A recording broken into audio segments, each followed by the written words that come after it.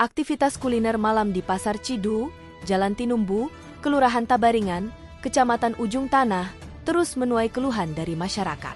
Setiap malam, kawasan yang ramai oleh pedagang kaki lima ini memicu kemacetan parah akibat sempitnya akses jalan dan tidak tersedianya kantong parkir. Keluhan warga yang merasa terganggu akhirnya sampai ke telinga Wali Kota Makassar, Munafri Arifudin.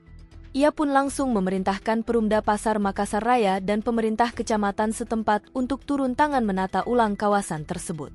PLT Direktur Utama Perumda Pasar Makassar Raya, Ali Gauli Arif, mengungkapkan pihaknya telah menerima instruksi untuk mengembalikan fungsi jalan yang selama ini terganggu oleh aktivitas pasar malam. Kemarin kami terima aduan warga mengenai jalur jalan di Pasar Cidu. Hampir tiap malam kendaraan sulit melintas karena jalanan sempit dan padat oleh pedagang, pengunjung, dan pengendara. Ini jelas tidak bisa dibiarkan, ujar Ali Gauli, Senin, 21 Juli.